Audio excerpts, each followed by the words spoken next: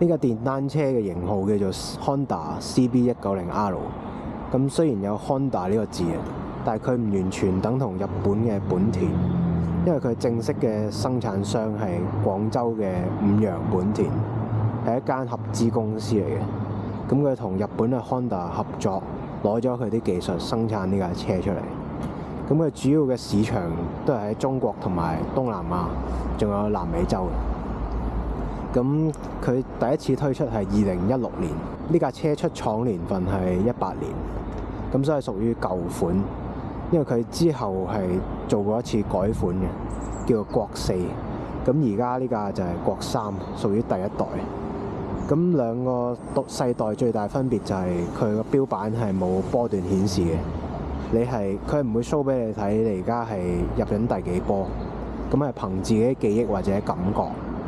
咁同埋個剎車方面係冇 ABS， 雖然佢叫 CB190啊，但係佢引擎準確嚟講係184cc 嘅，係得一個氣缸嘅啫。咁係屬於低排量嘅電單車。咁但係喺香港其實都夠用。咁佢胎壓方面咧，根據廠方嘅指引咧，前胎就打30 PSI， 後胎就32。咁架車我買翻嚟嘅時候係行咗48000公里嘅，咁而家揸咗2年左右啦，個里數就去到65000公里。呢架車個時膽有3範嘅，首先扭到最右咧就係着住粒電，咁所以標板有嘢睇嘅。扭翻去中間咧就係熄車。然之後仲有最左邊嗰範咧有啲特別嘅，你要握到落去，將條匙向下握，然之後先可以扭到最左。咁呢一範咧其實就係 lock 住個龍頭，係俾你泊車嗰陣用嘅，防止人哋偷車。咁呢條匙咧必須喺 lock 咗架車嘅狀態下先可以掹到出嚟，即係話最左邊嗰範啦，同埋中間嗰範都可以掹到出嚟。但係着咗車就掹唔到嘅，咁就防止你着住架車嘅時候走咗去。咁同一個匙膽咧，亦都係油缸蓋嘅開關嚟嘅，咁都係用翻頭先嗰條匙嘅啫，插落去，然之後順時針扭咧，就開咗個蓋㗎啦。而家閂埋嘅時候咧，係唔使扭鎖匙嘅，因為就咁拍落去咧，佢入邊有個彈弓會將條匙鎖翻實嘅，咁就掹匙就得㗎。呢度係着車掣啦，但係着車之前咧要確保呢個紅色掣拍咗落去先。如果佢趴上去咧，係一定着唔到車。然後呢度就係指揮燈啦，左燈、右燈。咁想熄燈咧，就撥翻去中間，或者你向入邊撳都得嘅，都可以熄燈。然之後呢個就係高燈同埋低燈啦，後邊就係閃燈啦。但係着咗高燈係閃唔到燈嘅，一定係喺低燈嘅狀態下先可以閃嘅。咁入油方面，我之前嘅車主唔知啊，但係自我接手之後都係入開嘉德士嘅白金，即係最貴嗰隻。每一次入油都係入呢隻嘅。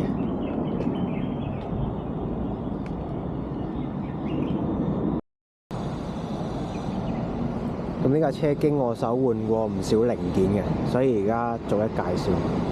首先就係成架車嘅外殼。咁呢架車買翻嚟嘅時候，lift 度咧係裂開咗，花晒嘅。咁應該係上一手跌過車，架車傾側落地下嘅時候整爆咗。咁再加上我唔中意佢原先個顏色灰色，所以就淘寶訂咗成套原廠嘅黃色外殼翻嚟換咗上去啦。咁所以你見到架車黃色嘅部分，呢都係我換嘅。咁再嚟就係一對頭避震，頭避震係兩邊金色呢度。咁點解要換呢？因為舊嗰個避震呢，佢呢個油氈呢漏油啊。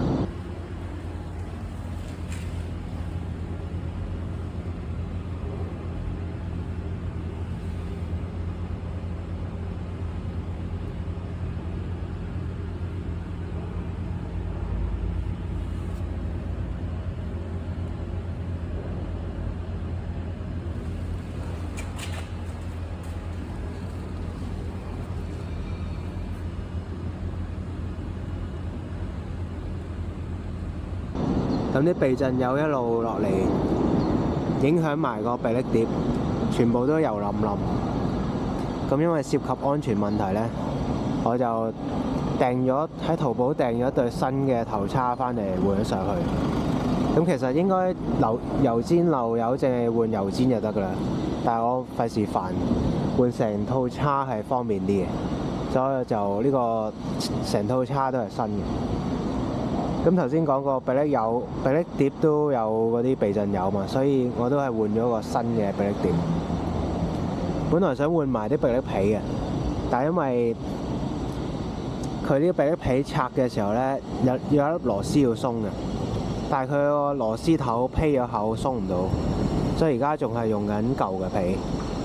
咁我睇過佢嘅頭皮暫時都仲夠嘅，將來啲皮唔夠要換皮，咁好可能係要成隻鮑魚換嘅。不過呢個問題我暫時冇理佢住。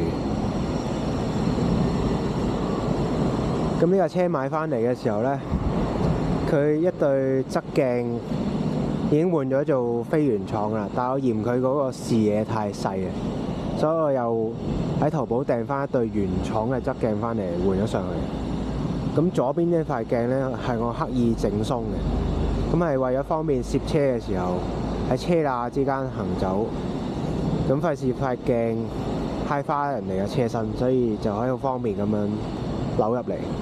純粹左邊係呢個設計嘅，右邊係實淨。咁再嚟頭先講過架車跌過車㗎嘛，所以佢呢個牛角呢個波波嘅位同埋呢個手把都係花晒嘅。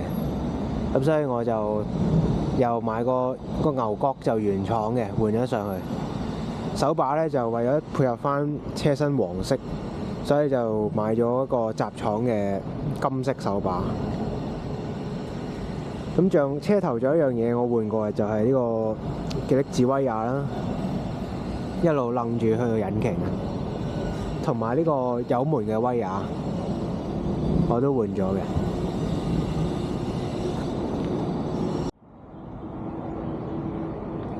車尾嘅部分我都換咗唔少嘢嘅。咁首先就係呢個紅色嘅尾避震啦，咁換嘅時候要拆晒成個尾膽噶啦，所以亦都順手換埋呢嚿鐵，就係電單車尾膽嘅搖臂啊 ，swing arm 啊，咁啊成份換咗上去。咁換嘅時候亦都順手啊換埋傳動鏈同埋頭尾牙。咁呢個就係鏈同埋尾牙啦，頭牙就喺前面遮住咗睇唔到噶啦，而家要拆開啲嘢先睇到。咁電單車嘅鏈分3個水平嘅，分3種嘅。咁啊，最 cheap 就係普通嘅鏈啦，最靚就係 X-Ring 嘅鏈，咁啊通常俾跑車用嘅。咁呢條鏈咧係屬於中等水平，叫 O-Ring 嘅鏈，咁啊啱用噶啦。佢好處就係冇咁容易生鏽啊，因為佢有啲膠圈封住啲油。尾轆嘅皮碟都係新嘅，我換上去。咁而家應該仲好厚，應該夠你揸幾萬公里都得噶啦。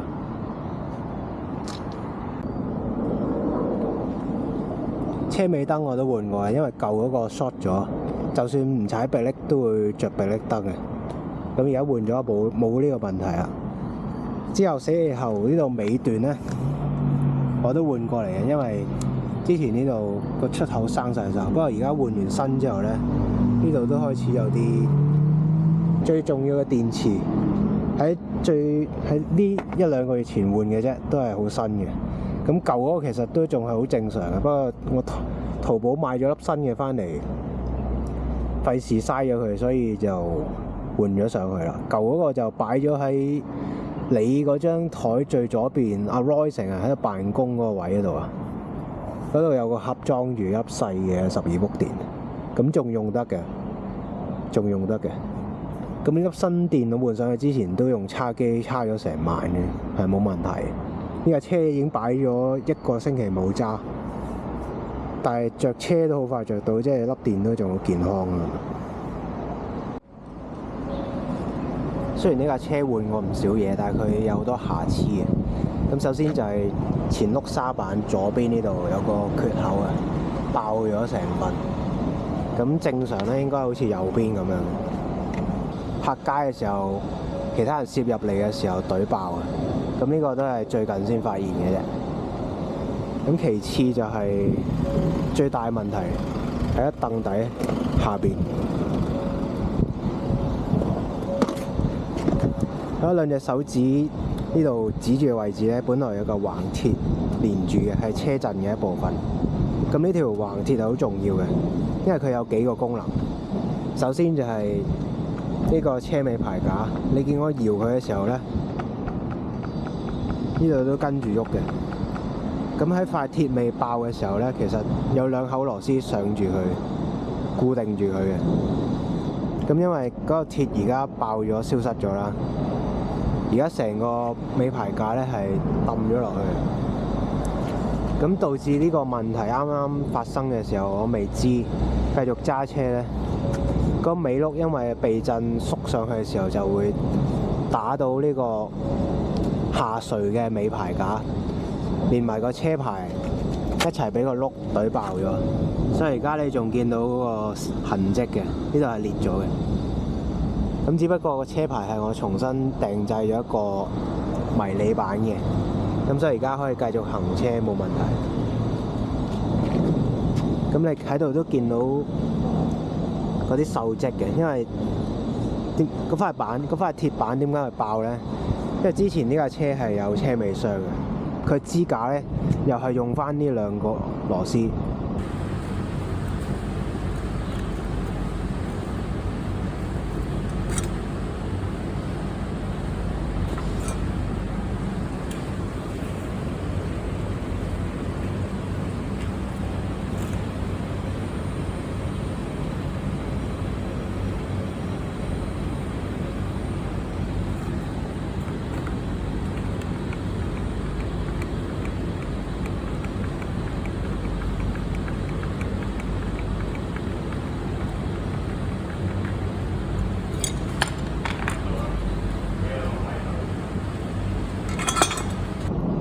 咁可能隨住時間嘅累積啦，咁呢條鐵開始受唔住嗰度力，一來拆咗個車尾箱冇咁重啦，咁所以加翻啲索帶就希望佢支撐得到啦。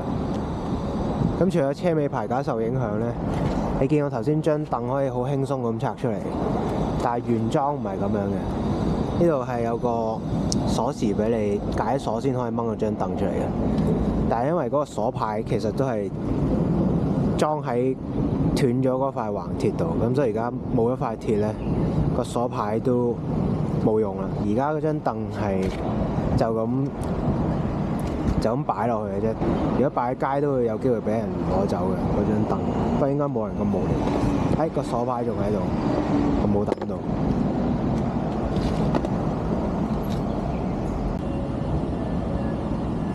呢架車仲有一個問題就係換唔到頭嘅迫力皮嘅，咁因為佢換迫力皮咧，呢度你見到有兩口一指嘅，咁其實佢係個蓋嚟嘅啫，你鬆咗佢之後咧，入邊有兩支六角嘅螺絲穿住兩塊迫力皮嘅，咁但係因為嗰個六角螺絲嗰個頭披咗口，已經鬆唔到啦，咁所以而家係拆唔到迫力皮出嚟嘅。但係個皮目前為止都仲夠厚，同埋電單車嘅剎車主要係用尾皮，之後頭皮薄得滯，可能就要成個鮑魚換啦。咁我睇過淘寶係有得買嘅。買翻嚟嘅時候咧，條胎係新嘅，胎紋冇問題，咁我冇為意啦。但係後尾上網查翻咧，先發覺咧佢條胎調轉咗裝。咁電單車冇分 inside outside 嘅，但係咧其實佢呢度有個箭嘴，個箭嘴嘅釘釘咧應該係向住車頭，但係佢又向住車尾，所以係反轉咗裝啊！咁最大問題係咩咧？呢度嗰啲胎紋嘅嗰啲胎紋嗰個 pattern 咧，你而家係見到 V 字形啊嘛。咁正常咧，呢個 V 字形嘅釘釘應該向上，但而家佢向咗車頭方向，咁就會佢本身嘅設計係令到佢轉動嘅時候可以滲水嘅。咁而家啲水就向咗相反嘅方向行。但係我自己揸落呢，又冇乜嘢，亦都試過喺雨天濕地嘅時候揸。咁暫時都未試過出過嚴重嘅意外。咁再加上個胎紋夠厚，咁我就冇理到呢個問題，冇特登拆翻佢出嚟調翻轉裝。尾胎喺街中過2粒釘嘅，咁中完之後畫咗 mark， 而家個 mark 仲喺度嘅，呢度一個，呢度一個。咁喺公司用牛筋補咗啦，啲牛筋仲喺度。咁 so far 目前為止冇再漏氣啊！呢度有一個。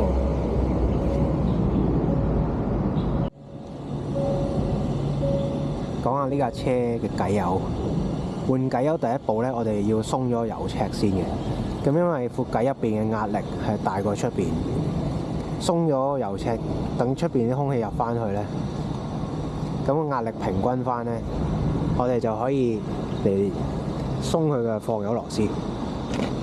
咁啊，放油螺絲呢，就喺呢度，係粒14螺絲嚟嘅。咁佢連住呢粒螺絲，佢連住一塊戒指啊！其餘嘅嘢唔使我多講啦，換偈油。咁呢架車買翻嚟嘅時候用嘅偈油咧，車房係叫我用 10W50。咁但係我查翻佢原廠其實係建議用 10W30嘅。咁所以我就取其中間，而家係用緊 10W40。咁點解佢哋會揀啲黏啲嘅偈油呢？副引擎行耐咗，嗰個活塞同夢牆之間多咗虛位，所以係需要一啲黏啲嘅偈油去填補翻個空間。咁所以我都冇跟原廠用 10W30，而係揀咗40。呢架車有食偈油嘅問題。當我行咗1000公里換偈油嘅時候，通常係會得翻600至700毫升。但我當初入係入足1公升嘅。今年試過一次拖到1500公里先換，倒出嚟得翻300毫升，食咗70%嘅偈油，都有機會揦計嘅。咁所以，我覺得最盡你1200公里點都要換偈油啦。咁電單車嗰條傳動鏈都好多嘢講嘅，咁因為佢要調校鬆緊度。咁佢鬆得滯有機會甩出嚟，緊得滯嘅時候呢，佢行車有機會掹斷，咁所以必須要鬆緊適中。咁維修手冊有個方法教我哋嘅，就係呢個位呢，你揾個手指向上篤佢，佢最高同埋最低嗰個差距呢係有個標準嘅，咁喺個標準範圍入邊就代表佢係可以接受嘅。咁除咗呢個方法之外呢，你見到條鏈呢度，同埋個金屬之間呢係有塊膠嘅。咁如果條鏈鬆得滯嘅時候呢，佢一路轉呢就會同呢塊膠有好大嘅摩擦，咁係會磨斷呢塊橡膠嘅。我之前都磨斷過2塊，咁就知道要校條鏈鬆得滯。咁校嘅時候點校呢？就係呢度有2個絲母。每邊都有嘅，呢邊都有。咁呢，校條鏈嘅鬆緊嘅原理其實就係將個尾轆推前推後嘅啫。咁你個尾轆推後咗，咁成條鏈咪掹長咗咯。推返前，咁佢咪鬆啲咯。咁校之前呢，就首先鬆咗呢個胎螺絲咧，佢係一個通關嚟嘅。咁鬆完之後呢，你見到呢度呢，成個尾轆就可以有虛位推前推後。你用拎更收嗰粒14絲母個轆就推前，鬆嗰粒絲母個轆就推後。兩邊嘅刻度都要平均。例如你呢度數到1、2、3、4條痕嘅，咁對面都要有，對面都要有返4條痕。咁兩邊必須要平均。否則你成個尾轆係側埋咗一邊啊，個角度，咁你條鏈個角度都唔啱呢，咁行車會有其他問題嘅。咁除咗校鬆緊之外呢，條鏈亦都要定時去潤滑佢。因為佢嗰啲油有時會乾嘅，同埋落完雨之後有啲濕氣喺度，咁都要加翻啲油防止佢生鏽。咁關於條鏈呢，仲有一個講法就話要定時拆出嚟洗嘅。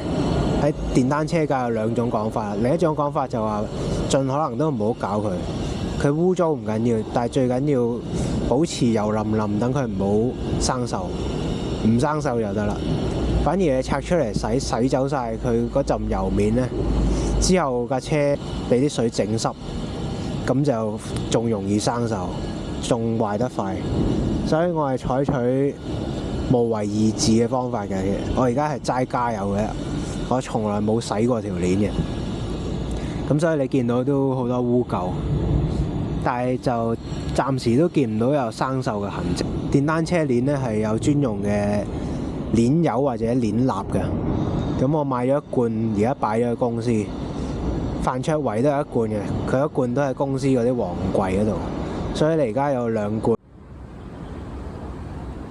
呢架車引擎進氣有一個風格嘅，咁啊喺個座位下邊，我哋攞走個座位咧，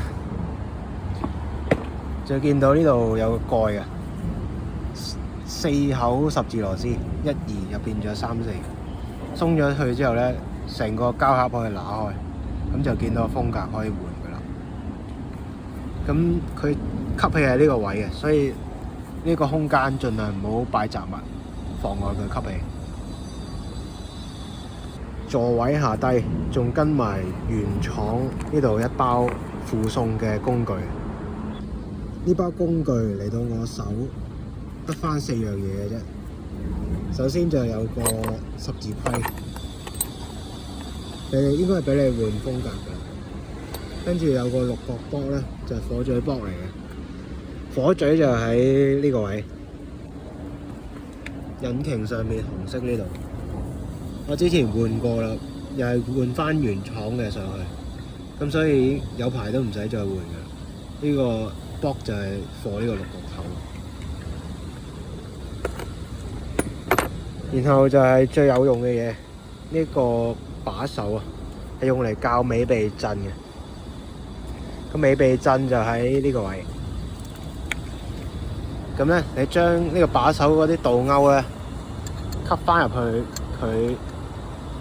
俾你呢個窿窿度，然之後擰佢鬆或者上啦，就係調校個避震嘅軟硬。但係用手一定唔夠力嘅，所以最後一件工具就係呢支槓桿。佢係俾你用嚟駁長個把手，然之後鬆或者擰個尾避震嘅。咁呢包工具平時就係咁樣有個橡筋紮住喺凳底㗎。